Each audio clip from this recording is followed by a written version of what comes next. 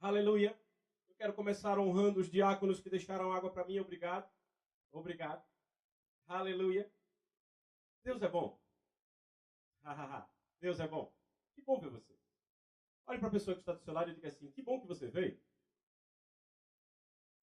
Agora diga de novo, para que ela esteja convencida de que você está achando bom. Que bom que você veio. Agora deixa eu te dizer, já que você veio, receba tudo. Amém? Hoje nós vamos aprender. Eu quero, antes de começar, te incentivar. Traz sempre um bloquinho de nota e uma caneta. É importante. Se você tiver um dispositivo, um celular, um tablet, também anote. É importante porque, às vezes, a gente compartilha coisas, o Espírito Santo compartilha coisas comigo, que compartilho com você, e é importante que você guarde isso. Amém? Então, traga sempre alguma coisa para você anotar. Mas, tudo com ordem, decência e equilíbrio. Não perca tanto tempo anotando a ponto de não prestar atenção no que Deus está falando. Amém? Deus é bom. Aleluia. Eu queria, antes de qualquer coisa, explicar a vocês que mais importante do que conhecer os atos de Deus é conhecer a mente de Deus. Diga assim, mais importante do que conhecer os atos de Deus é conhecer a mente dele. Sabe, o povo de Israel lá atrás conhecia os atos de Deus, mas Moisés conhecia a mente de Deus. É diferente. Quando você conhece a mente de Deus, você conhece a mente do Criador, ou seja, aquele que te fez. Você sabe o que ele estava pensando quando te fez.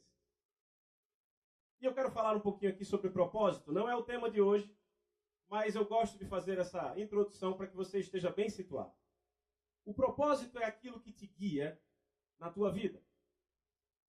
A tragédia da vida não é a morte, é uma vida sem propósito. A tragédia de uma vida é você viver a vida inteira sem saber para que você nasceu, para que você veio à Terra. Deixa eu te dizer, você estava lá no seio do Pai, lá com Deus. A Bíblia diz que Ele é o Pai dos Espíritos. E você chegou lá, estava lá desde a eternidade. E Ele disse assim, ei, vem cá. Amarra a chuteira, você vai entrar em campo. Pode aquecer, é hoje. E você começou lá, é isso aí, isso aí. E aí, Ele escolheu a dedo a tua família, o teu pai, a tua mãe, e disse assim, é você e você que vão ajudar nesse processo. E aí você encarnou. Irmão, você é espírita? Não, eu sou espírito. Aleluia. Você encarnou, meu irmão. Encarnar significa entrar numa carne, num corpo. Você só não reencarna. Amém? Mas encarnar, todos nós encarnamos. Assim como Jesus encarnou. E hoje nós vamos falar disso. Então, o propósito é aquilo que o fabricante tinha em mente quando ele te fez. O propósito é aquilo que o fabricante pensou quando ele estava pensando em você no lugar onde ele ia te colocar. Então eu, por exemplo, vim para a Terra com um propósito e cada um de vocês também. É importante que a gente entenda isso, porque quando você não entende o propósito, ocorre abuso. Sabe, a palavra abuso vem de uso errado. Quando você usa alguma coisa de forma errada, você está abusando dela. Você entende isso, amém? Então, quando você não conhece o seu propósito, abuso vai acontecer na sua vida. Você vai viver a sua vida de forma errada, vai usá-la de forma errada. E não só a sua vida, como os dons que Deus te deu. Desde que você nasceu, dons te foram dados. Não à toa você passou pelo que passou até chegar aqui. Amém? E certamente tudo que você passou até chegar aqui deve e será usado na sua caminhada daqui para frente em Deus. Todos os dias, praticamente, eu penso sobre isso. Poxa, quanta coisa eu já fiz na minha vida. E quantas experiências eu já tive. Quantas oportunidades. Repita, oportunidade. Quantas oportunidades eu já tive na minha vida. Quantas oportunidades você já teve em sua vida. Quantas coisas caíram no seu colo. Quantas coisas apareceram na sua frente e você disse, mas por que isso está acontecendo? É uma oportunidade. Seja ela boa ou seja ela ruim, é uma oportunidade. Você deve se alegrar o tempo todo, pois a alegria do Senhor é a sua força. Mas Tiago disse que você deve se alegrar e ver por motivo de grande satisfação o fato de passar por prova, tribulação, problema, treta. Aconteceu um problema, se alegre. É uma oportunidade. Não tenha dúvida, olha, daqui para frente, Deus vai contar esta oportunidade para ser bênção na tua vida. Lembra de José? Foi vendido pelos irmãos, caluniado, mentiram sobre ele, achincalharam ele. Foi Deus? Não. Mas Deus pegou tudo aquilo que foi plantado na vida de Moisés contra ele e reverteu em bem, em bênção. Você está entendendo? Não vamos falar sobre isso hoje, mas precisamos falar sobre isso. Hoje nós vamos falar sobre o propósito, mas o propósito da oração. Hoje é um culto de oração, amém? Olhe para a pessoa que está do seu lado e diga assim, hoje é um culto de oração. E eu te digo, você precisa entender o propósito da oração. A oração é a coisa mais mal entendida da Bíblia. Você entendeu bem? A oração é a coisa mais mal entendida da Bíblia. Pensa numa coisa que as pessoas entendem errado. É a oração. No entanto, é a coisa mais importante da Bíblia. A oração é a atitude mais importante. Não é um paradoxo. É uma coisa que é mal compreendida, mas é uma coisa que é extremamente importante. A oração. Abra sua Bíblia, por favor. Em Marcos, capítulo 9. Aleluia. Marcos, capítulo 9. Enquanto você abre, eu vou te dizer. Orar não é uma opção. É um comando. Orar não é uma opção. É um comando. Se você é crente, nascido de novo, embaixador, quantos embaixadores e embaixatrizes temos aqui? A primeira atribuição do embaixador do reino de Deus é orar. Se você não ora, você já começou errado. Ah, mas eu oro. Pai, em nome de Jesus, abençoa Jesus, amém. Tem alguma coisa errada? Imagine você, um embaixador, falando com o presidente da nação. Enquanto isso, você está em Marcos 9, não é? Imagine você, um embaixador do Brasil, um país na Austrália. Esse embaixador está lá na Austrália, representando o Brasil. E acontece alguma coisa na Austrália que é do interesse do Brasil. Aí ele liga, você já entendeu? Ele liga para o presidente do Brasil, da Austrália, e diz assim, viu, bom dia. É o seguinte, está acontecendo um problema aqui. Tchau, depois a gente fala. E aí ele passa o dia inteiro e não conta para o presidente o que aconteceu. E no dia seguinte ele fala, tudo bom? Ó, aquele problema está acontecendo ainda, mas depois a gente conversa. A função número 1 do embaixador é orar. Você vai entender esse exemplo mais para frente. Amém? Você achou Marcos 9? Marcos 9, versículo 14. Aleluia. Marcos 9. Você achou, mas eu não. Versículo 14. Diz assim, quando eles se aproximaram dos discípulos, viram numerosa multidão ao redor e que os escribas discutiam com eles. E logo toda a multidão, ao ver Jesus, tomada de surpresa, correu para ele e o saudava. Então ele interpelou os escribas, que é que discutíeis com eles? Deixa eu mudar minha versão aqui, porque discutíeis é demais para mim. Não dá. Discutíeis, desculpa. Não é? Aleluia. Vou começar de novo, amém? 9,14. Quando chegaram onde estavam os outros discípulos, viram uma grande multidão ao redor deles e os mestres da lei discutindo com eles. Logo que todo o povo viu Jesus, ficou muito surpreso e correu para saudá-lo. Perguntou Jesus, o que vocês estão discutindo? Um homem, no meio da multidão, respondeu, mestre, eu te trouxe meu filho, que está com um espírito que o impede de falar. Onde quer que o apanhe, joga-o no chão. Ele espuma pela boca, arranja os dentes e fica rígido. Pedi aos teus discípulos que expulsassem o espírito, mas eles não conseguiram. Respondeu Jesus, ó geração incrédula, até quando estarei com vocês? Até quando terei que suportá-los? Tragam-me o menino. Então eles o trouxeram. Quando o espírito viu Jesus, imediatamente causou uma convulsão no menino. Ele caiu no chão e começou a rolar, espumando pela boca.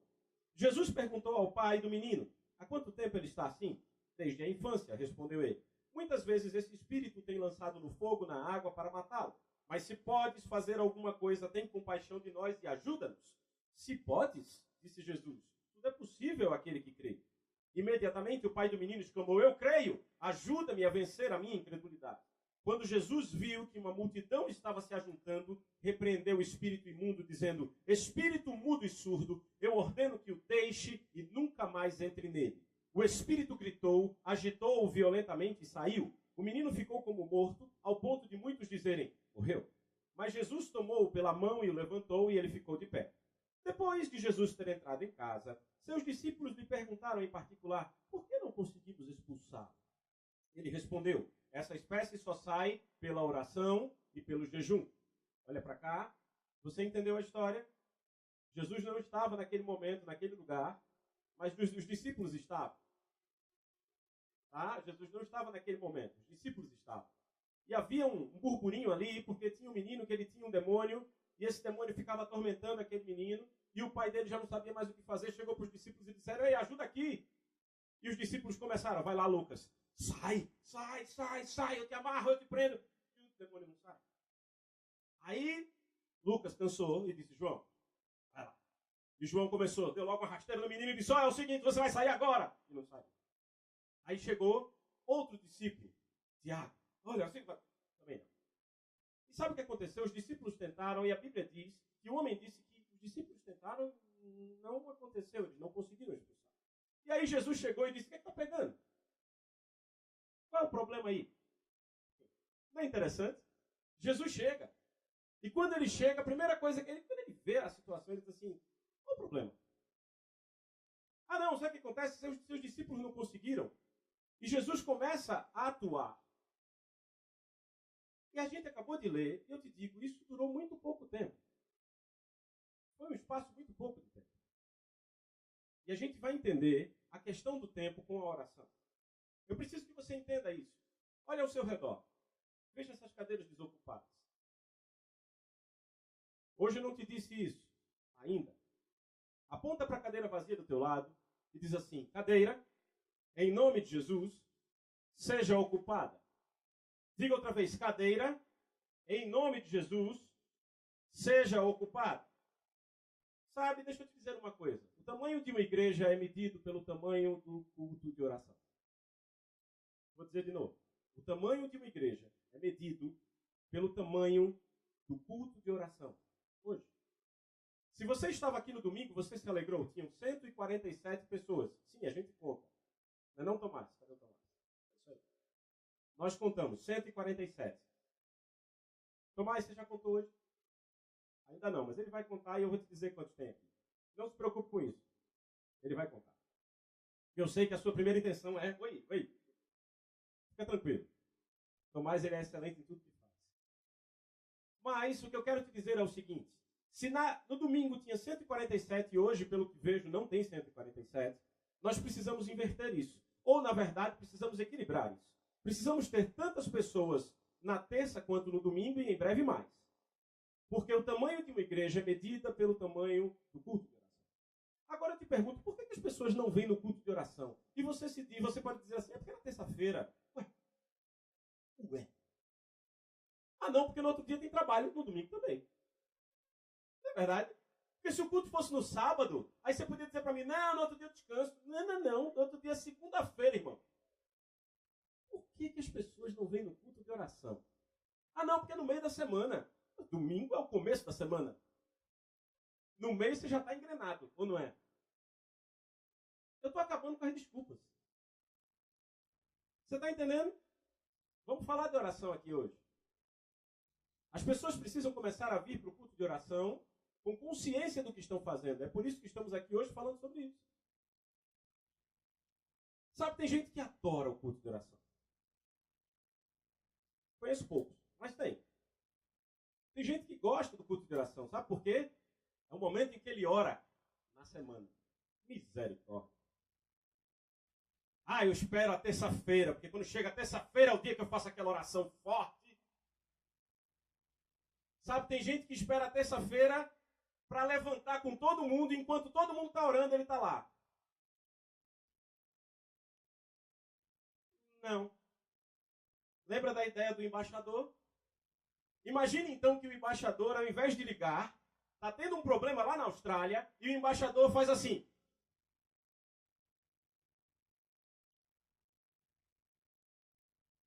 Vou te dar um exemplo melhor. Ele liga no Skype para o presidente olha para ele do Skype, e o presidente diz, bom dia, o que acontece? Ele...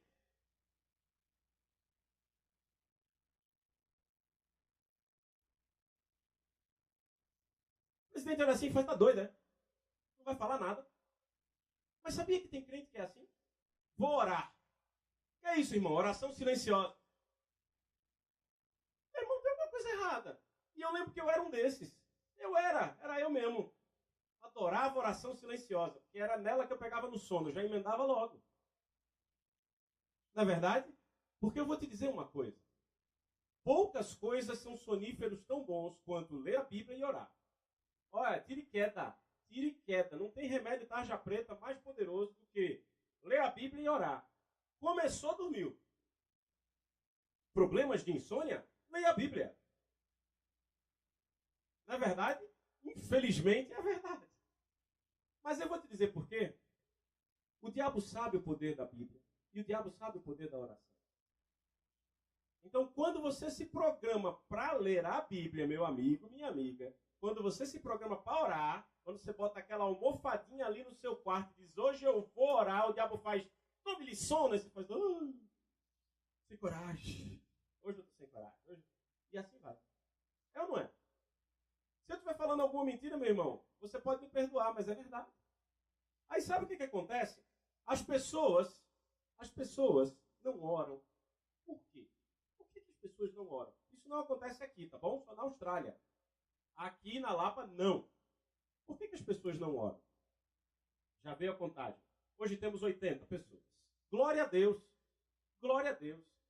Por que as pessoas não oram na Austrália? Aqui não, já disse. Não vou declarar isso. Sabe por quê? A primeira e principal razão é porque elas não veem resultado. Por que eu vou continuar fazendo uma coisa que eu não estou vendo resultado? Não é? Fala a verdade. Você vai investir dinheiro. Você tem dinheiro. Aí você vai investir dinheiro. Aí você investe dinheiro na bolsa. Aí você investe dinheiro e daqui a 6 meses, 1 ano, você vai ver e tem mais dinheiro do que você investiu. Você faz, uau, vou continuar investindo. Agora, se você investe dinheiro num fundo qualquer de banco e esse dinheiro não volta, ou volta menos do que você investiu com o FGTS, que beleza. Aí você está lá, coloca o dinheiro. Você vai continuar investindo no FGTS, você tem que continuar, é obrigatório. Mas você entendeu o que eu quero dizer? Você vai continuar investindo nisso? Não. A oração é a mesma coisa. Quando a pessoa se converte, acabou de se converter, ela quer orar. Ô Senhor, você é bom, aleluia, Pai, me dá isso, me dá aquilo, me dá isso, me dá aquilo, me dá isso, me dá aquilo, me dá isso, me dá aquilo, me dá isso e aquilo também. Não tem problema, irmão. Você acabou de se converter, você é um bebê espiritual. É normal, bebês só pedem, não é? Então não tem problema. Não tem problema. Não se condene porque você ainda está orando só pedindo. Esquece isso. Se você estiver orando, já está bom. O problema é que as pessoas não oram mais. As pessoas começam orando, não veem resultados e param. Mas elas não veem resultados porque elas não entendem o que é a oração. E hoje, eu declaro que em nome de Jesus você vai entender o que é a oração. Aleluia! Olha só, a oração é meio que hoje, no meio cristão, um livro de receitas. Sabe o livro de receita, aquele bonito, você vai na livraria, compra o livro, acha ele lindo, mas não faz nenhuma receita daquilo. Não é verdade? É aquilo ali. Você tem aquele livro, vários livros de receita, bolos maravilhosos, você nunca fez nenhum. A Bíblia hoje é um livro de receita para muita gente. Vem no culto no domingo e escuta todas as promessas e faz, aleluia, que Deus bom é esse. Mas eu não tenho nada disso. O que importa é que a Bíblia está na estante. Não, está errado. Está errado. Está errado e precisa ser corrigido. Amém? Aleluia. Aí uma coisa que eu quero que você entenda é o seguinte. Mateus 6:5, abre lá. Mateus 6:5. Aleluia. Mateus 6:5. Eu gosto do Espírito Santo porque tem culto que é engraçado, tem culto que a glória desce, tem culto que é de ensino, tem culto que é pesado, tem cultos. Vários. Qual é o de hoje? Depende do seu coração. É simples assim. Não depende de mim. Graças a Deus. Minha responsabilidade é abrir a boca. Estou cumprindo. Achou Mateus 6:5? Ele diz assim, e quando vocês orarem... Ok, pode olhar para mim. Fechou? Jesus já deu total o segredo disso Ele não disse, e se vocês orarem? Hã? Ele disse, e quando vocês orarem? Quer dizer que vai acontecer.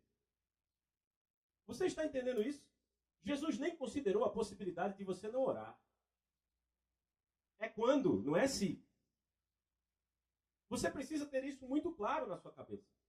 Mas as pessoas começam a argumentar, porque não gostam de orar. Aí começa, não, mas veja só, Deus não é soberano? Para que eu vou orar? Se Deus é soberano, para que eu tenho que falar para ele o que eu quero, se ele é que vai decidir no final das contas? Não é assim? Eu já escutei isso. Para que eu vou orar? Eu não vou orar não, Deus faz o que ele quer. Deus está no controle. É Maria mesmo, porque uma declaração dessa sair da boca do crente, não, irmão, Deus não está no controle não, irmão, quem está no controle é tu. Tu precisa entender isso. E eu creio que você vai entender isso hoje. Porque se... Eu não vou adiantar não, calma. A gente vai falar, eu vou mostrar a você que Deus não está no controle. Eu vou te mostrar na Bíblia, fica tranquilo. Aleluia. Olha só, toda vez que Deus fala alguma coisa, esta coisa se torna lei. Repita, toda vez que Deus fala alguma coisa, o que ele fala se torna lei. Abre a tua Bíblia em Gênesis, capítulo 1. Vamos começar do começo. Aleluia. Aleluia. Gênesis, capítulo 1. Toda vez que Deus fala alguma coisa, o que ele fala se torna lei. Para o que ele criou e para ele mesmo. Uma lei imutável. Ele diz, eu sou Deus e não mudo. A Bíblia diz que em Deus não há sombra nem variação de mudança. Então, quando Deus fala, é lei. Gênesis 1, 26. Quando Deus fala, é lei. Entenda, meu irmão. Eu estou, como se diz na minha terra, comendo pelas beiradas. Porque a feijoada é um pouco pesada. E se eu abrir a sua boca e entregar de uma vez na sua boca, você talvez tenha uma indigestão. Então eu estou indo devagar. Amém? Aleluia. Você achou Gênesis 1, 26? Olha isso. Diz assim, Gênesis 1, 26. Diz, então disse Deus, façamos o homem à nossa imagem, conforme a nossa semelhança. Domine ele sobre os peixes do mar, sobre as aves do céu, sobre os grandes animais de toda a terra e sobre todos os pequenos animais que se movem rente ao chão. Olha para cá, por favor. Ele está dizendo, façamos o homem à nossa imagem e semelhança. Deus está falando com a Trindade, Deus Pai, Deus Filho e Deus Espírito Santo. E ele está dizendo, façamos o homem à nossa imagem e semelhança. E depois ele diz, domine. Isso foi pregado, se não me engano, no sábado nos jovens e falou-se de novo no domingo. É uma coisa que vem em voga na unção que se move nessa igreja. Domine. Olhe para a pessoa que está do seu lado e diga assim, dominar. Quando Deus fala uma coisa, essa coisa se torna lei. É por isso que ele não fala muito. Porque ele fica enredado com o que ele fala. E Deus disse, domine ele. Ele quem? O homem. O humano. O ser humano. Quando ele disse, domine ele, infelizmente, para mim e para você, ele não disse, dominemos nós. Ele disse, domine. E aí, a lei foi estabelecida. Qual é a lei? Quem é que domina na terra? Levanta tua mãozinha assim. Diz assim, eu. Agora, por que Deus está no controle se ele disse domine você? E aí? Como é que a gente resolve isso? Ele disse, domine ele. Isso é uma lei, meu irmão. E quando ele disse isso, a criação se sujeitou a isso, mas não só a criação, ele também. Agora eu quero que você olhe para mim com atenção, porque essa parte é um pouco densa, mas em nome de Jesus vai ficar suave e fácil. A palavra humano, é formada de H-U, mano, certo? A palavra vem de humus. Já ouviu essa palavra, humus? Terra, sujeira, pó. E a palavra man, de humano, é espírito. Uau! O que é um humano? É um ser que tem o espírito dentro do corpo de terra, de pó. Você sabia que o seu corpo é pó? Do pó vieste ao pó retornará. Não é? Sabia disso? A palavra humano significa o espírito dentro do corpo. Então, o ser humano é um ser que tem um espírito dentro de um corpo de terra, de um corpo de pó. Então esta é a definição. Quem vai dominar sobre a terra? Todo ser que tem um espírito dentro de um corpo de pó. Olha que revelação. Eu não sei se chegou para você. Para mim chegou de tarde. Você é um humano? Quem é humano aqui? Levanta a mão. Aleluia. Agora eu te pergunto, Deus é humano? Deus é o quê? Espírito. Deus pode dominar sobre a terra? Porque a lei que ele estabeleceu diz que só um humano, um espírito encarnado dentro de um corpo de carne, de pó, de terra, pode dominar. Agora vamos voltar no tempo, porque a lei já foi estabelecida, amém? Lembra que o Espírito Santo pairava sobre a face da terra? Sobre a face do abismo? Lembra disso no começo, no princípio? Lembra disso? O Espírito Santo não pairava. Depois que Deus baixou o decreto, baixou a lei, o Espírito Santo, não posso mais ficar na terra. Por quê? Porque eu sou um espírito. Eu não tenho corpo de terra. Então eu não posso ficar aqui. Voltou para o lugar de onde veio. E Satanás? Também. Olha só. Apenas um espírito que habita num corpo de terra pode ficar dentro da terra. Isso é uma lei. Logo, todo espírito sem corpo é ilegal. Você está entendendo? Estamos falando de oração, acredite você ou não. Lembra de Eva? Lembra de Adão? Eles pecaram, não foi? Não caíram? Aí eu te pergunto, por que é que quando Eva estava para pegar aquele fruto daquela árvore bendita, ela ia pegar o fruto, por que foi que Deus não chegou e fez, tira a mão, para com isso? Ia resolver todos os nossos problemas, na verdade.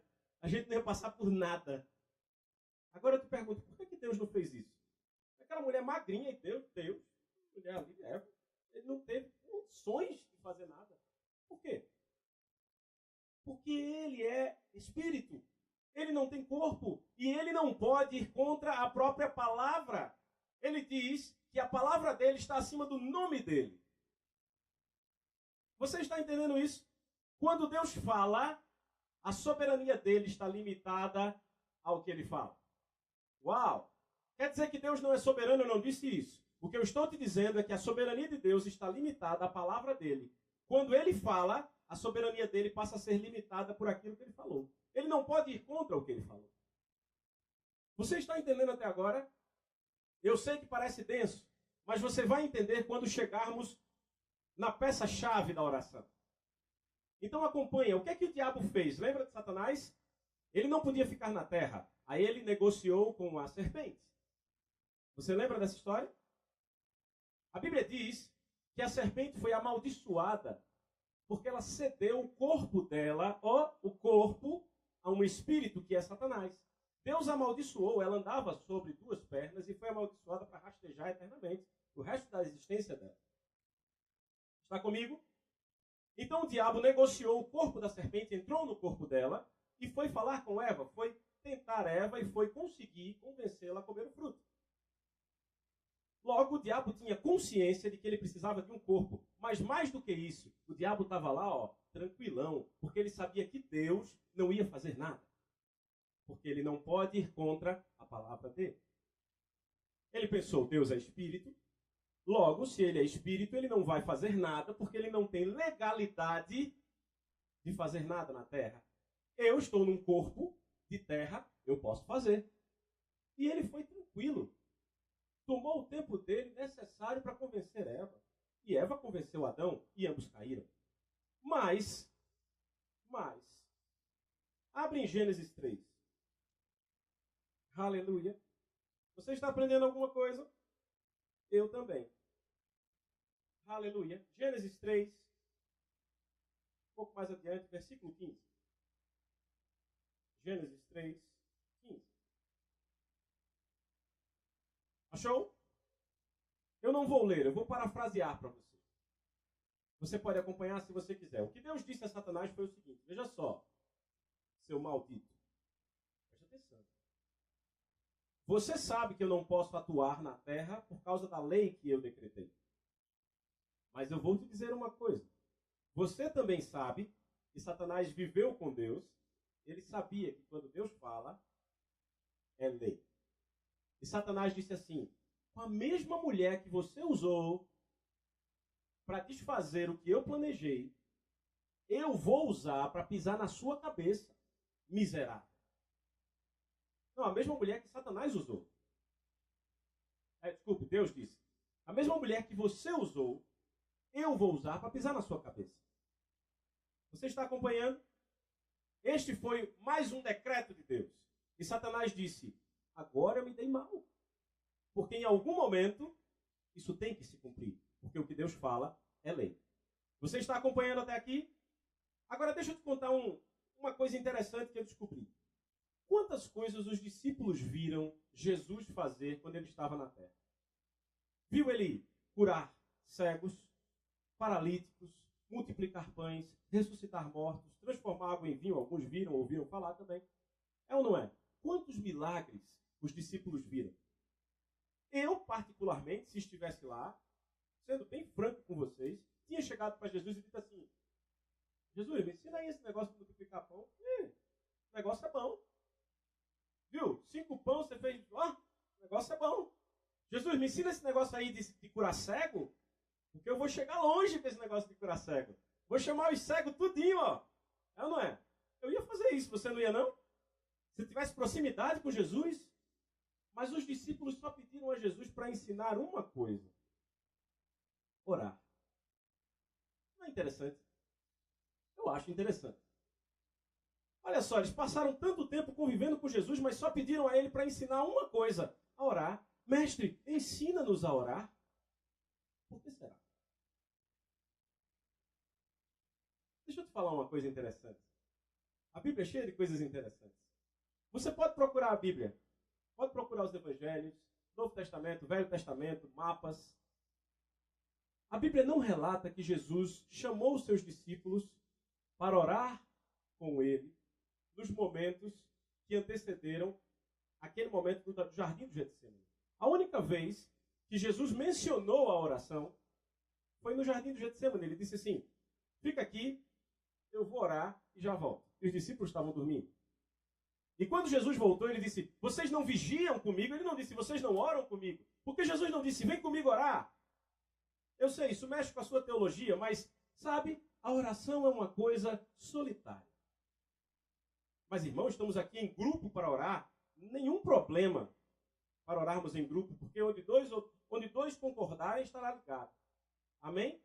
Mas você precisa entender que a paixão que você tem pela oração deve ser uma paixão da oração individual. É a sua oração, é o seu momento de oração. Como eu disse no começo, brincando, tem gente que ama o culto de oração, porque enquanto está todo mundo orando, o irmão está só lá. E chega em casa e diz: hoje eu orei 2 horas. Mas a Bíblia diz que Jesus, antes do sol nascer, se retirava para orar. Bem cedinho de manhã. Pastor Francisco e a Teresa já estiveram em Israel. Eu nunca estive, mas pelo que eu pesquisei, lá o sol nasce bem cedo. Por volta de 4h30 da manhã. 4h30 da manhã. E a Bíblia diz que antes do dia começar, ou seja, antes do sol nascer, Jesus já ia orar. Eita, antes de 4h30 da manhã, ele já estava igual a nós, aleluia. Oh, glória a Deus. Antes de 4h30 da manhã, irmão. E eu posso te dizer uma coisa, pelos cálculos que eu andei pesquisando, era por volta de 3h30. Rapaz, mas peraí. 3h30 da manhã e o meu sono deixa de ser avarento, irmão. Está pensando que avareza é só com dinheiro, é? Uau! Fala, Jesus! Amém. Então, Jesus acordava cedíssimo para orar. E aí sabe o que acontecia? Ele acordava cedíssimo. Vamos dizer que ele acordava 3h30. E os discípulos estavam acordando lá para as 7h30. Né? E era interessante porque, imagine aqui comigo, toda vez que os discípulos acordavam, Jesus. Rapaz, que coisa interessante, ele dorme com a gente, mas nunca acorda com a gente. E os discípulos, espertos, os discípulos não eram bobos. Eles eram meio difíceis, mas bobos eles não eram. Eles começaram, viu? Lembra quando você era pequeno que você ficava acordado esperando o Papai Noel? Lembra? os discípulos tiveram uma ideia parecida. Disseram assim, viu? Olha o seguinte, deixa dois aí, porque todos não topavam, né? Então, deixa dois acordados aí, só para a gente ver o que, é que Jesus faz nesse meio de caminho, que ele desaparece toda vez. E aí, eu estou imaginando, tá, irmão? Isso não está na Bíblia não, mas eu acredito que é bem possível, porque ele disse, ensina-nos a orar, não é? E aí eles disseram assim, viu? Ele sai toda vez e ele vai para o monte. E depois ele volta. E quando ele volta, a gente já está acordado tomando café. Disseram, então vamos lá no monte para ver qual é. Eu imagino 3, 4 discípulos atrás da moita, vendo o que Jesus estava fazendo lá em cima do monte. E Jesus lá, Pai, eu te agradeço, Senhor, porque toda a autoridade me foi dada no céu e na terra. Eu te agradeço, Pai, porque eu sei que você sempre me ouve. Obrigado, Pai. Obrigado porque eu estou cumprindo o meu propósito nessa terra.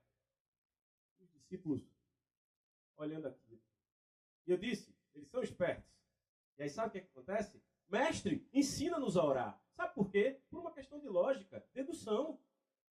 Dedução de quê, Tiago? É fácil. Olha só, Jesus passava 4 horas lá em cima do monte orando, descia, dizia, bom dia, shalom, vamos para a cidade? Vamos nessa? Chegava assim, o cego, ele dizia, veja aí, toma, veja. Aí chegava o paralítico, ele dizia, levanta-te, anda, toma tua cama e anda. Está morto, vem cá. Levanta agora, está vivo. E os discípulos começaram a olhar assim e disseram, ei, aquele negócio que ele faz 4 horas ali em cima, deve ter algum poder, porque toda vez que ele desce de lá, ele desce pegando fogo. Não é verdade? Não é verdade? Jesus passava 4 horas orando e 1 minuto, você viu? Eu falei para você que levou pouco tempo. Ele desceu e disse, o que está pegando aí? Não, os teus discípulos não conseguiram expulsar o demônio. Ele fez, traz ele aqui. Sai agora, em nome de Jesus. Ele nem falou. Em nome de Jesus, em meu nome. Ele nem falou. A Bíblia diz que o demônio olhou para ele e... Você leu? Eu li. A Bíblia diz que o demônio, quando reconheceu, se jogou no chão. Parecia aqueles caras que simulam falta no jogo. Falta! Não é verdade? E os discípulos, rapaz, é esse negócio que ele faz aí no monte. A gente precisa fazer igual. Porque esse negócio realmente é quente. Agora, sabe o que acontece? Nos dias de hoje, nós, que somos os representantes, os embaixadores, queremos passar 5 minutos orando e 4 horas lutando com os problemas do dia a dia. Tem alguma coisa errada. Você está comigo? Você percebe a inversão? Jesus passava 4 horas orando e 5 minutos com problema. 5 minutos com problema. Então, por que você e eu passamos 5 minutos orando e 4 horas tentando resolver um problema e não resolvemos e dizemos, eu vou parar com esse negócio de oração porque não dá certo?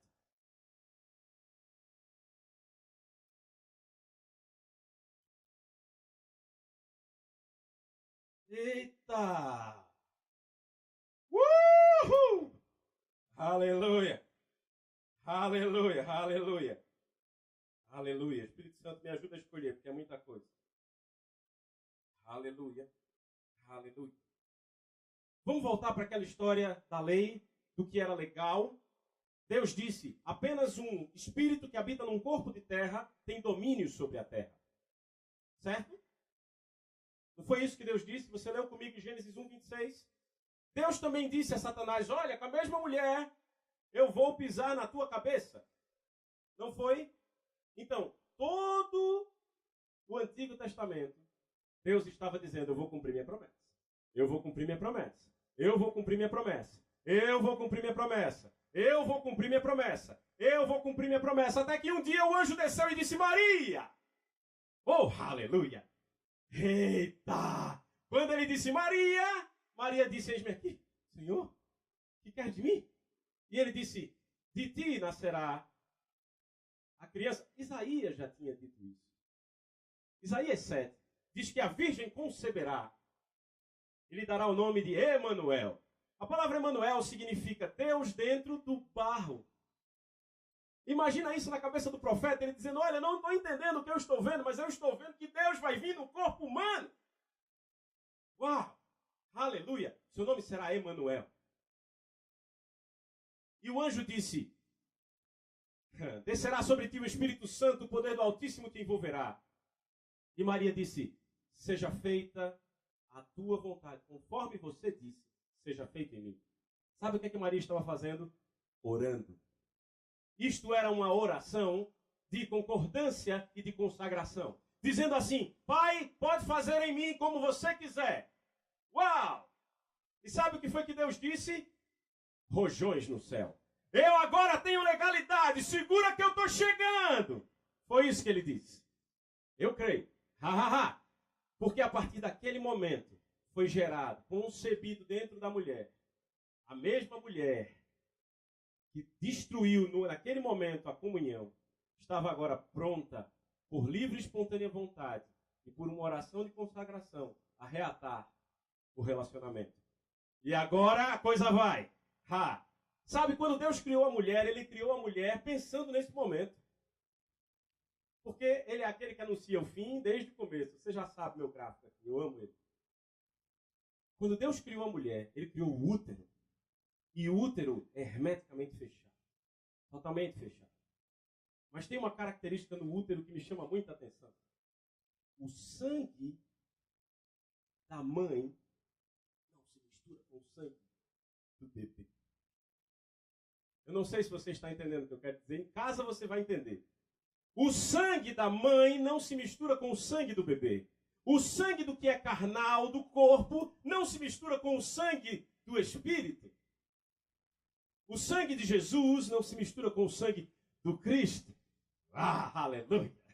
Daqui a pouco você vai entender isso. Aleluia! E lá estava Jesus sendo desenvolvido, correndo dentro de Jesus o DNA. Você precisa entender que Maria não foi só a que trouxe o Salvador para o mundo, mas foi a que foi salva pelo que ela carregava. Oh, aleluia! Quantos se alegram pelo sangue de Jesus? Você foi limpo pelo sangue. É o sangue que te lava. Oh, aleluia! Aleluia! E então, preste atenção nisso. Quando Maria ora, a oração de consagração, quando Maria faz essa oração, Jesus foi concebido e nasce. E a partir do momento em que Jesus nasceu, ele agora era a legalidade que Deus buscava para atuar na terra. E o que é que Jesus fazia? Orava. Todos os dias. Jesus, inclusive, ele contou uma parábola, e ele diz, Jesus contou a parábola da importância de orar sem cessar, ou orar sem esmorecer. Jesus era tão focado nessa coisa de oração, que ele foi capaz de contar uma história inteira. Não só uma. Se eu bem me lembro, duas, muito parecidas. Só sobre a importância de orar e da perseverança da oração. E enquanto isso, nós estamos aqui tentando convencer o povo de Deus a orar. Tem alguma coisa invertida nisso? Você concorda comigo? Isso não pode continuar assim. E Jesus continuou na terra, fazendo tudo o que via o seu pai fazer, e andou pela terra, fazendo milagres, destruindo as obras de Satanás, mas um dia ele morreu. Oh, aleluia. E sabe quando ele morreu? Eu preciso que você entenda isso. Jesus morreu. Quando Jesus estava na cruz e ele morreu, a Bíblia não diz que ele morreu, a Bíblia diz que ele expirou. Você sabe o que é expirar? Ele liberou o espírito que estava dentro dele. E o espírito tinha um destino certo, o inferno. Direto para o inferno. E quando o espírito chegou no inferno, quando Cristo chegou no inferno, porque o espírito que estava em Jesus era o Cristo, por isso que é Jesus o Cristo, quando o espírito chegou no inferno, que o diabo olhou, o diabo disse, o que você está fazendo aqui? Você tem que estar morto para estar neste lugar. E Cristo disse, meu corpo está morto lá em cima. E ele disse, não, mas espere, você tem que ter pecado para estar no inferno. O meu corpo foi feito pecado lá em cima. Eu estou legal aqui, você cale a sua boca. E tem mais. Mirou no cinto do diabo, meteu a mão no cinto, pegou a chave, olhou e fez, morte, inferno, é essa aqui mesmo, pegou. E o diabo, a roupa dele caiu, a Bíblia diz que ele foi exposto publicamente. E Cristo disse, você fica aqui caladinho, que eu vou ali e já volto. Foi lá nas masmorras do inferno, Abraão, vem, Jacó, vem, Isaac, vem, todo mundo que morreu antes dele em Deus, na justiça de Deus. Vem cá, todo mundo, vem cá. Satanás, você fique calado aí. E vocês, demônio, estão vendo tudinho, é um derrotado. Depois a gente conversa, agora eu preciso ir lá em cima. E Cristo pegou e levou o cativo o cativeiro, apresentou a Deus e disse, aqui está. E disse, olha, tem mais, Deus, Pai, aqui está o sangue que purifica de todo pecado. Aleluia! Agora eu preciso voltar. E Cristo disse, eu tenho que voltar. E quando Cristo disse, eu tenho que voltar, eu imagino Gabriel dizendo para ele, mas você vai voltar? Mas você precisa, lembra da lei? Precisa de um corpo. E ele disse, está tranquilo, eu deixei o meu no gelo lá, já faz 3 dias. Oh, eu vou descer. Aleluia!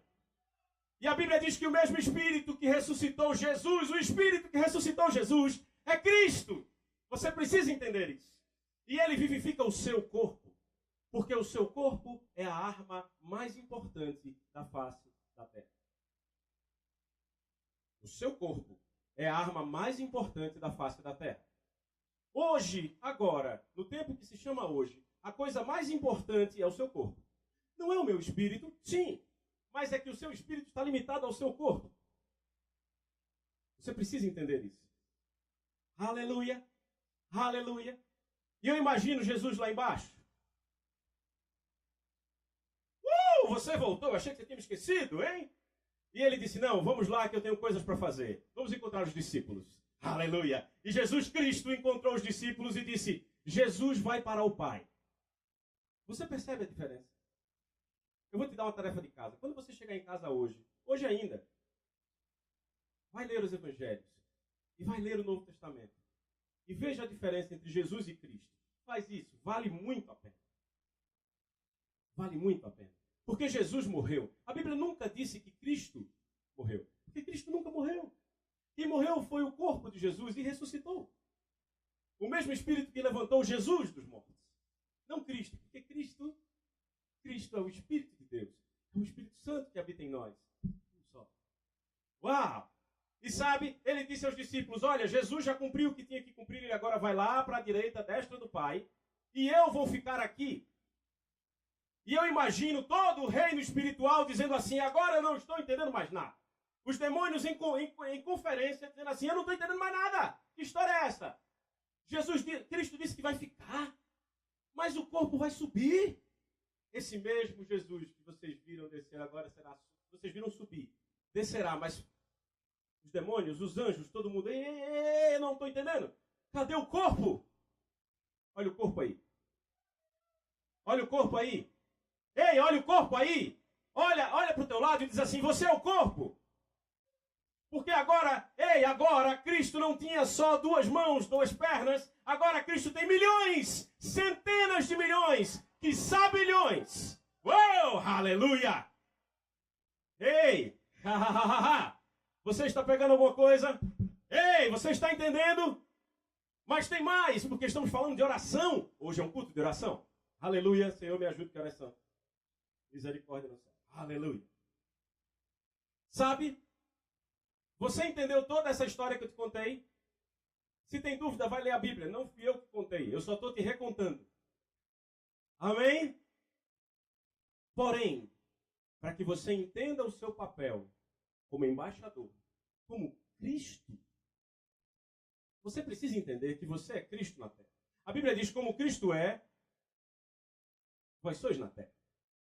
Você precisa entender isso. Porque quando você entende isso, você passa a exercer a sua autoridade. Eu preciso que você entenda, e eu vou explicar bem rápido, algo sobre a autoridade. O poder desta igreja está sobre as mãos daquele jovem senhor chamado Pastor Francisco Vieira Neves. Ele tem o poder na igreja. Foi dado por Deus o poder a ele, ele é o anjo da igreja. Mas ele me deu a autoridade para estar aqui hoje pregando. Ligou para mim e disse, você pode? Eu disse sim, e aqui estou. O poder é de Deus, mas a autoridade é sua. Deus não pode fazer nada. Não, acho que você não entendeu ainda, mas eu vou te fazer entender agora. Lembra de Abraão? Você lembra de Abraão? Quantos aqui conhecem Abraão? Depois você lê, eu vou te dar a referência, só para a gente ganhar tempo. Depois você lê. Aleluia. Gênesis 18, 16. Certo? Não, abre, porque vale a pena demais. Meu Deus do céu. Gênesis 18. Oh, aleluia. Gênesis 18, 16. Coisa maravilhosa.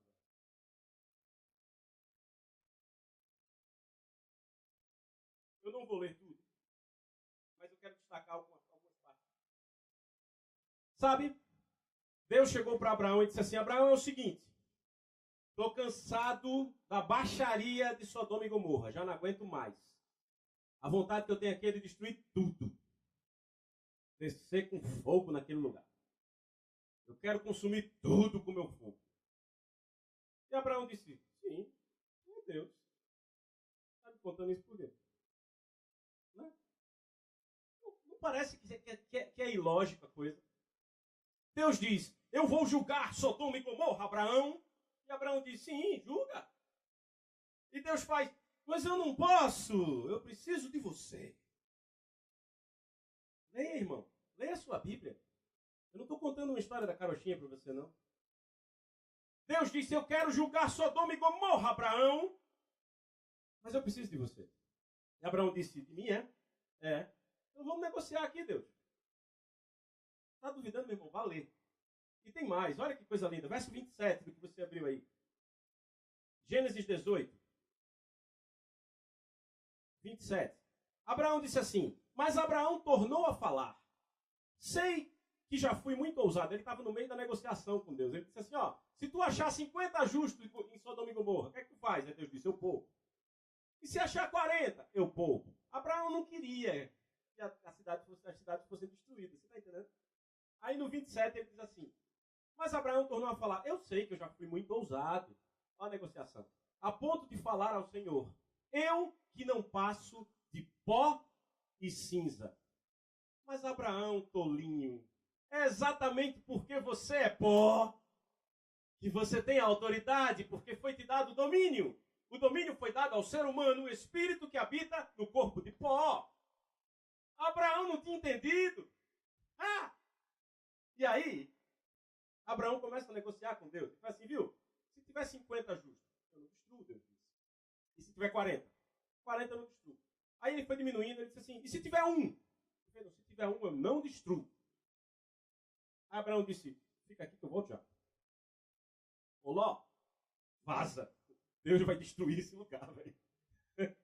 Está na Bíblia. Não sou eu que estou te inventando, não.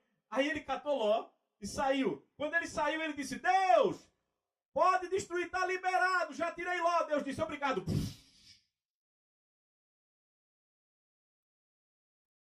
Deus precisava da autorização de Abraão. Mas Deus não é soberano, Tiago. Mas eu já te disse que a soberania de Deus está limitada à palavra dele. E ele disse que você, eu e os seres humanos dominariam na terra. Oh, aleluia! Você não está convencido? Tem mais. E Moisés? Eu ouvi o clamor do meu povo, Moisés, e vou libertar o meu povo. E Moisés disse: sim, o que é que eu tenho a ver com isso? Liberta. E Deus disse: eu preciso de você. Eu preciso de você. Sem você não dá. Aleluia! Sem você não dá. Sabe? E Moisés começou a negociar com Deus. Não, mas eu não falo muito bem, sabe? Eu sou assim, a minha família é assada. Eu sou assim. Começou a negociar com Deus. E Deus disse: deixa de bobagem, Moisés. Vem logo. Eu estou esperando, eu preciso de você. Está no meu plano, eu tenho uma agenda. Vamos. Resolve esse negócio aí. Se você olhar por toda a Bíblia, Deus nunca fez nada que não fosse anunciado por um homem, pelo menos. Nunca. Porque ele precisa da tua autorização. Uau! Ele precisa da tua autorização. Quando Moisés foi abrir o Mar Vermelho, ele ficou na frente do Mar Vermelho e disse: os israelitas começaram, né, com aquele choramingo, aquele mimimi. A gente vai morrer, você já conhece.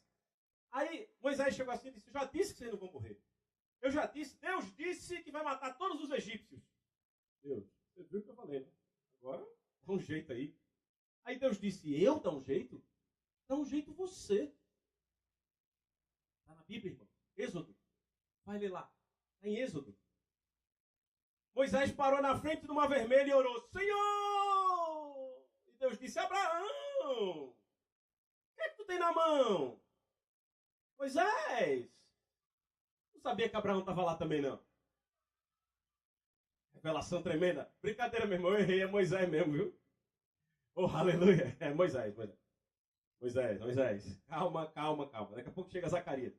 Olha só. E Moisés disse, Deus! E Deus disse, Moisés, o que é que tu tem na mão? E ele disse, o cajado. Ele fez, então, faz alguma coisa? E Moisés tocou o cajado e o mar abriu. E eles passaram. E passaram e estavam lá do outro lado. Aleluia. E os egípcios vindo, aleluia. Deus! E Deus disse, Moisés, tu não entendeu ainda, velho? Bate esse cajado de novo. E a autoridade está com você, ela é sua.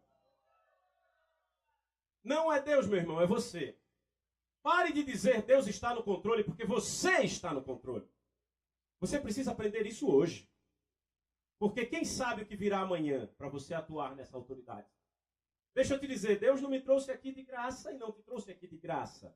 Deus não te colocou aqui sentado e eu em pé para falar com você, porque talvez Ele saiba que amanhã você vai precisar do que você está aprendendo hoje. Talvez Ele saiba que daqui a 20 minutos você precise disso. Quem sabe? Quem sabe daqui a 5 quando a gente levantar para orar? Quem sabe? Oh, aleluia! Oh, aleluia! Deus precisa de você para impactar a sua cidade. Deus precisa de você para impactar a sua escola, a sua universidade, o seu trabalho. Deus precisa de você. Sem você não dá. Sabe qual é a arma? Pai, eu estou aqui. Deixa eu dizer uma coisa para você. Quantos aqui hoje estão com algum tipo de enfermidade, sintoma ou dor no corpo? Levanta a mão, por favor. Preciso ver. Hoje mesmo. Não, deixa a mão levantada, pode deixar. Pode deixar, meu irmão. Não tenha vergonha, não. Vai embora hoje.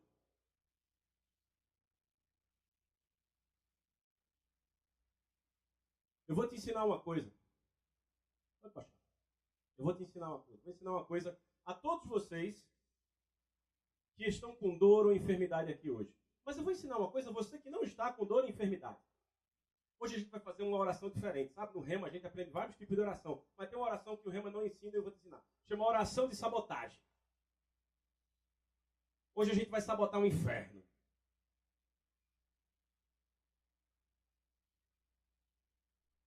Você não está doente, mas talvez você possa ficar doente daqui a alguns meses.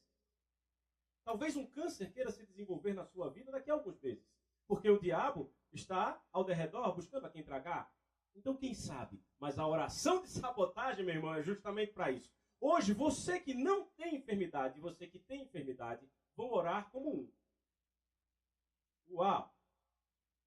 Você precisa entender uma coisa. Deus não te salvou por causa do teu rostinho bonitinho. Deus te salvou porque Ele precisa de você. Não cai nessa história de que Deus te salvou porque Ele foi com a tua cara. Não. Ele te salvou porque Ele tinha um propósito na tua vida. Ele não fez aleatoriamente. Ele pegou num bolo assim e fez, esse povo todinho aqui eu vou salvar. Não. Um por um. Ele chamou, desde o ventre da mãe, um por um aqui. Pelo nome. Agora eu vou te ensinar uma coisa. Você que está aí com a enfermidade e com sintoma no teu corpo. Você acha que o seu corpo doente pode servir aos propósitos de Deus? Não. Resolveu. Acho que eu já contei isso aqui, vou contar de novo. Há alguns anos atrás eu estava com diverticulite no hospital, não podia nem comer. Passei uma semana tomando água no chumaço de gás. Misericórdia, coisa do cão. Mas no meio dessa semana eu me indignei. E sabe o que eu fiz? Repreendeu o diabo. Não. Cheguei para Deus e disse assim, Deus, olha, é o seguinte, eu te amo, tu é meu pai, eu sou teu filho, agora eu vou chegar ousadamente dentro do trono da graça e a gente vai trocar uma ideia. Do jeito que eu estou aqui, eu não salvo ninguém. Do jeito que eu estou aqui, eu não prego para ninguém. E como ouvirão se não há quem pregue? Então, viu? Me cure em favor de você mesmo. Deus não quer te curar para você se sentir bem, não, irmão. Você precisa entender isso. O programa cura veio para a terra para que os nossos corpos, a arma mais poderosa do mundo, estejam sadios. Você aceitou isso? Você entendeu isso? Então agora eu quero que você feche seus olhos. Aí no seu lugar mesmo sentado, não precisa levantar. Quem está com enfermidade já entendeu. E vai orar com a autoridade que tem, dizendo: Deus, me cure em favor de você. Me cure para que eu desempenhe o papel que você deu para mim. Me cure para que eu haja no teu reino. E quem não está com sintoma de enfermidade ou com enfermidade, vai orar para sabotar a enfermidade que quiser vir. Amém? Então eu vou orar com você em concordância. Pai, em nome de Jesus, eu oro agora concordando com os meus irmãos que todo sintoma de enfermidade sai do corpo deles agora, porque o Senhor precisa deles. Ei, Senhor, você precisa deles, Pai. Você precisa deles para que eles realizem o que você quer realizar aqui. Sem eles, você não pode realizar. Cada um aqui tem um propósito definido, Pai. Então, em favor de Ti mesmo, eu te peço, em concordância com eles, em nome de Jesus, tira todo e qualquer sintoma de enfermidade agora do corpo deles, todo e qualquer sintoma que possa vir, em nome de Jesus, neste momento. Amém. Abra seus olhos. Doeu ou passou? Aleluia! Pessoas foram curadas agora. Eu creio assim. Aleluia! Agora eu quero que você levante e que o grupo de louvor suba. Aleluia! Deixa eu só corrigir. O Espírito Santo quer, eu não tenho que querer não.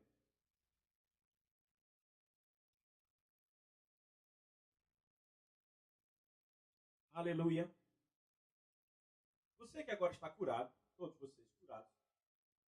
E meu irmão, deixa eu te dizer uma coisa, se você não crê que essa oração te curou, ou que a cura vai se manifestar, ou já se manifestou na sua vida, você precisa rever seus conceitos de fé. Porque a oração não está, a cura não está na minha mão. A cura não está neste lugar. Vou te contar um segredo revelacional. Quando todo mundo for embora, esse lugar vai ficar vazio.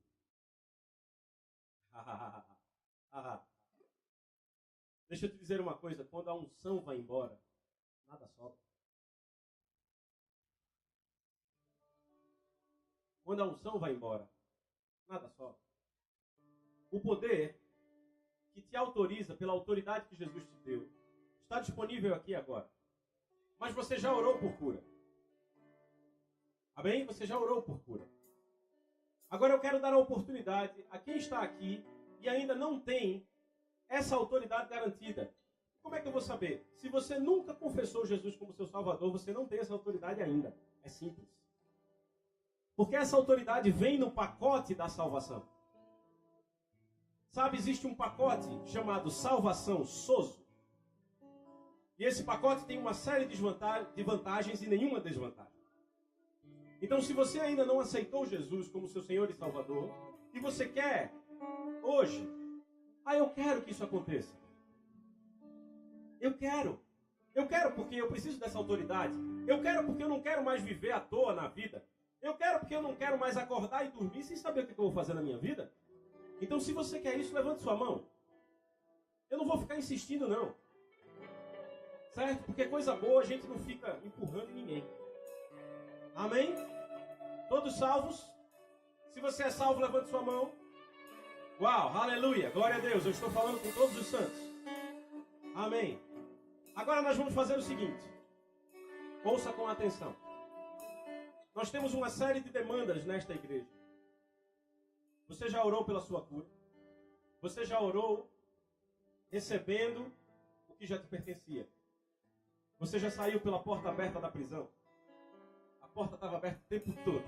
Você saiu. Aleluia. Mas nós temos uma série de demandas aqui. Precisamos de algumas coisas naturais para se manifestarem. E eu já disse aqui nessa igreja que a igreja é uma conferência, é uma reunião de autoridades para definir o que acontecerá no lugar onde ela está. Neste momento nós vamos orar com autoridade, com esta autoridade que você acabou de aprender, sobre as famílias desta igreja. É a primeira direção que eu tenho. Famílias. Se você está do lado do seu marido e da sua esposa, dê a mão para ela. Aleluia. Se você está do lado do seu pai, da sua mãe, da sua família, dê a mão. Esposa, por favor. Aleluia. É simples. Autoridade. A autoridade. Você vai fechar os seus olhos agora e você vai repetir o que eu vou dizer para você. É simples. Certo? Feche seus olhos e diga assim: Pai, eu te autorizo, pela autoridade que eu tenho, que foi você que me deu, a atuar, transformar, renovar e modificar toda situação adversa nas famílias desta igreja e nas famílias que estão ao meu redor. Em nome de Jesus. Amém. Obrigado. Você continua de pé. Você entendeu? Existem outras demandas. Nós agora vamos orar por provisão financeira e abundância financeira nesta igreja. Amém? Sabe, nós temos falado dessas cadeiras. Glória a Deus por essas cadeiras, mas precisamos de mais. Não é porque somos megalomaníacos. É porque tem mais gente chegando. Amém? Então feche seus olhos. Não, feche seus olhos não. Não gosto dessa coisa religiosa. Olho aberto mesmo. Vamos dizer assim: Pai, pela autoridade que eu tenho, que você me deu, eu te autorizo a manifestar no reino natural o dinheiro que já é nosso. Em nome de Jesus, dinheiro, venha para esta igreja. Venha para os cofres desta igreja. Em nome de Jesus. Amém. E você está aí pensando: e o dinheiro na minha vida? Não tem problema, já estamos todo mundo reunido. Pai, pela autoridade que você me deu, eu te autorizo a tocar a minha vida financeira. Dinheiro, venha para a minha mão agora. Oh, aleluia. Temos outra necessidade. Precisamos de mais pessoas se convertendo aqui. Precisamos de mais pessoas se convertendo aqui. Então diga assim: Pai, pela autoridade que eu tenho, eu te autorizo a influenciar através da minha vida a vida de pessoas que serão convencidas pelo Espírito Santo de Deus e neste solo sagrado entregarão suas vidas. Oh, aleluia! Tem mais, tem mais. Espírito Santo, ore em línguas. Ore em línguas. E enquanto você ora em línguas,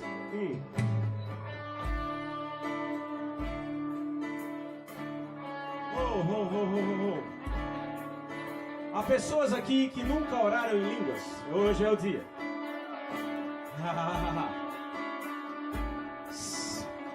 Um pouco mais baixo. Se você nunca orou em línguas e nem sabe o que é isso, mas tem o desejo, eu vou te dizer: orar em línguas também está no pacote. Orar em línguas é o que energiza o teu espírito para a vitória. Orar em línguas é o que te capacita para enfrentar esse mundo tenebroso.